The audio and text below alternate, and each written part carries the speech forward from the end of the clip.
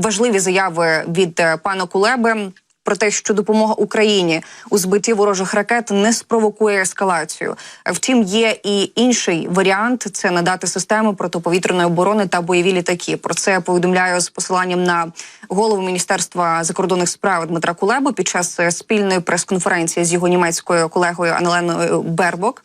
І, за словами міністра, немає жодних аргументів проти того, щоб союзники допомогли Україні збивати російські ракети над її територією. І ті, хто вважає це ризиком ескалації, маніпулює, оскільки єдиною, хто займається ескалацією, є Росія.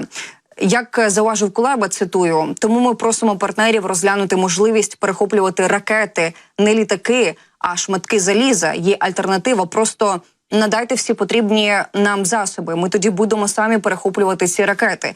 І міністр додав, що мова йде про системи протиповітряної оборони, а також бойові літаки. Водночас відмова Україні в обох варіантах є лише позицією умиротворення Росії. Якщо говорити про удари по території Росії, то Кулеба пояснив, що Україна уражає військові цілі на території Росії, оскільки звідти приходить смерть та руйнування. І як заявив міністр, якщо хтось думає, що ми будемо чекати своєї смерті у слабкій позиції, то не дочекаєтеся. Заявив міністр і додав, що чим більше Україна знищить цілей в Росії, тим швидше закінчиться війна. Також додатково про захист неба протягом останніх місяців на тлі загострення російських терористичних ударів по території України питання ППО стало ще більш важливим, і здебільшого удари ворога націлені саме на енергетичну інфраструктуру країни, що спровокувало повернення і графіків відключення електропостачання. І у квітні Берлін заявив про ініціативу щодо розширення допомоги Україні системами протиповітряної оборони. І якраз таки Німеччина зібрала майже 1 мільярд євро на додаткову підтримку протиповітряної оборони України. Про це заявила і міністр закордонних справ Німеччини Анналена Бербок, повідомляє з посиланням на прес-службу уряду Німеччини. Україна терміново потребує посилення протиповітряної оборони, щоб захистити себе від російського ракетного і безпілотного граду. Саме тому разом із міністром оборони Борисом Пісторіусом я виступила з глобальною ініціативою щодо збільшення протиповітряної оборони. Міністр зазначила, що Німеччина планує допомагати і домагатися більшого в підтримці української ППО. Вона заявила наступне: ми вже зібрали майже 1 мільярд євро на додаткову підтримку українських сил протиповітряної оборони. І докладаємо усіх зусиль, щоб домогтися ще більшого.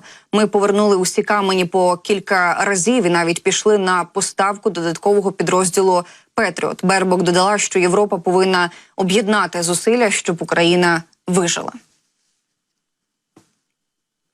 Щоб українці могли продовжувати жити самостійним життям у майбутньому, і щоб путінські війська не опинилися незабаром на наших власних кордонах. І якщо говорити про протиповітряну оборону для України, то у квітні 2024 року Німеччина дійсно запропонувала нову ініціативу, спрямовану на розширення підтримки України системами ППО. Бельгія у рамках цієї ініціативи виділила Україні 200 мільйонів євро для зміцнення ППО. Канада також надала Україні військову допомогу на суму понад 55 мільйонів доларів для посилення протиповітряної оборони. Об'єднання зусиль цих країн допоможе Україні ефективніше протистояти російським повітряним атакам.